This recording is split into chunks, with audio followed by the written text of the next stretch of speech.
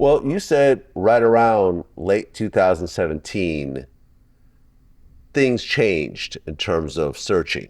There was the Trust Project, and then there was Google's OWL Project, Yeah. where instead of independent news being pinned to the top, the big media outlets would automatically be pinned to the top of these search results. So explain that. Yeah.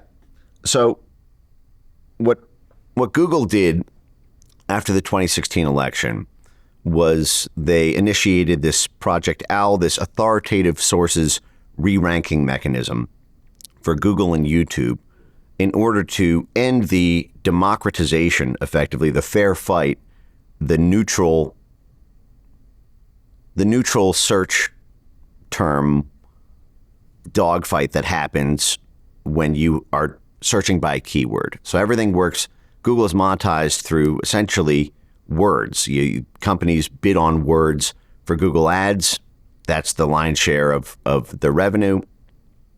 And before early 2017, the way it would work is what's on the top of Google were things like how frequently are you cited by other sources. So you could have a blog from a totally random no-name website that's number one on Google because it's just a really well-written article that is referenced so many times by so many other websites.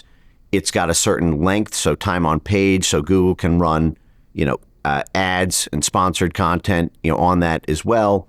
And so it was a kind of fair fight on the internet before that. But what happened is 2016 was this year of kind of unprecedented political turbulence in the post-Cold War history of America. The Brexit referendum happened in the summer of 2016, which was something that was powered by basically little people on the internet against big media, big government, big industry. You had the election of Donald Trump in 2016, which, this is basically the twin towers falling of political events. This is the UK and US, the transatlantic hegemons of Western power. Both of their effectively governance structures were completely reorganized simply because of free speech on the internet. And all of, I use this term, the blob. It's not my term. This was Obama's Deputy National Security Advisor, Ben Rhodes's term to describe this immovable, unstoppable force within Washington, which appeared to have more power than the White House itself. This was Obama's White House, which would use this term. It comes from that 1950s movie about this kind of, alien purple blob that just absorbs everything in its path.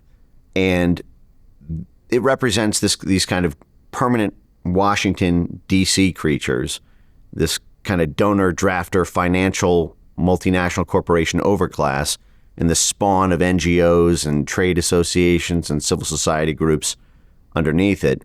But all of their interests were considered badly threatened by free speech on the internet, having the ability to circumvent mainstream media as a gatekeeper for ascendancy in politics. You really only had a Coke and Pepsi choice before this. Trump didn't just defeat Hillary Clinton in 2016. He defeated Jeb Bush. He took down the dynasties on both sides of the aisle. And this was something that was spreading around the world very, very fast. You had Bolsonaro in Brazil who came to power. They called him the Trump of the tropics. Again, hated by mainstream media in Brazil, hated by Globo, the biggest media platform in Brazil. You had Marine Le Pen rising in France. You had the AfD party rising in Germany, the Vox party in Spain, the Brexit movement in the UK, the Five Star movement in Italy. You had the Philippines election going the wrong way because of Facebook. And so all around the world, you had this banking class, this chamber of commerce, multinational corporation class having their interests being badly damaged by essentially people who were popular on social media rising to political power. And so what they did, the blob, this set of institutional players, is they got Google in the room, they got Facebook in the room, they got Twitter 1.0 in the room with Jack Dorsey, and they basically threatened the government's relationship, the favors for favors relationship between government and business, and said, if you don't make these changes to your terms of service, if you don't make these changes to your content moderation policy, then you're not going to get favors with us anymore. And it was a business decision. If you remember, Jack Dorsey said the reason they took Trump off Twitter was because it was a business decision. Jack Dorsey just endorsed Thomas Massey for president, a Republican libertarian. He at one point called Twitter the free speech wing of the free speech party. And Mark Zuckerberg didn't want to do it either. All the emails that have come out of the Jim Jordan weaponization committee show Zuckerberg fighting with his own staff about whether they really have to go through with this. And he's told by his head of global affairs that we have bigger fish to fry with the Biden administration. And so we need to think creatively about how to be receptive to their takedown demands around COVID censorship and the like, because we are dependent on them on multiple policy fronts. And I can send you all these receipts you can put on screen. Well, let me push back on this one a little bit, because I have a computer science degree and I was around when the first search engines were, being formed and so forth. So I know a little bit about this. My company is primarily based on YouTube, which is a Google company. And I can tell you that when it comes to the Google search algorithm, nobody knows exactly what it does. This is such a complex beast that relies on so many thousands, if not millions of different factors in order to bring someone to something they're actually searching for. I wouldn't say it's as simple as saying, well, we just switched it and suddenly it works this way or another way. Because at the end of the day, when you put out content and it really is strong content, it generally does go to the top. No, I can play you a 10-hour supercut of Google executives talking about the authoritative news re-ranking system they implemented in 2017. It's all very public. I can literally show you conferences from May 2017 where Google is telling CIA cutouts like the National Endowment for Democracy that they are doing this for this purpose, to stop populist movements who amplify their political campaigns on Google and YouTube for that purpose. And that's not to say that there isn't competition. You don't have a video necessarily super glued from one particular source, but what you have is a whitelist, blacklist, graylist type system. This is sort of like what Wikipedia does, where Wikipedia has a reliable sources threshold for being able to actually have it be entered into a Wikipedia entry. And what you'll see is that there's basically no, for example, Trump supporting right-wing sources that are allowed to be cited on Wikipedia. Breitbart is not allowed to be cited. OAN is not allowed to be cited. Gateway Pundit is not allowed to be cited. Daily Wire, Federalist. You'll never see a Wikipedia article with all these different. Even Fox News is not allowed to be cited.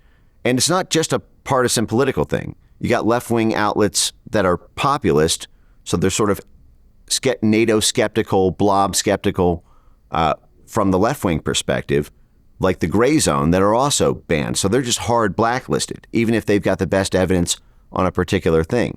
But then what you have is this kind of squishy whitelist, graylist thing in the middle, where the authoritative news will say, if you are CNN, if you are the New York Times, if you are the Wall Street Journal, if you are the Washington Post, you are whitelisted. So you are going to automatically have a much better chance to appear in the algorithm, regardless of the quality of the reporting on that topic, than anything in the gray list or blacklist area. The blacklist area won't even appear. And you can even go back into the Wayback Machine and you can look at search terms for the exact same search terms. Just go to archive.org and just put in from late 2017 and late 2016 for any politically sensitive topic. And you'll see exactly what I'm talking about here. So there is a sort of democracy within authorized sources that happens. But even then, they began to play a lot of games. They use something called the redirect method, so that when you search for certain terms, you're automatically prone to see something unrelated, tangential to what you were looking for, but not what the algorithm would have organically selected as the top 10 results. And this is all very deliberate.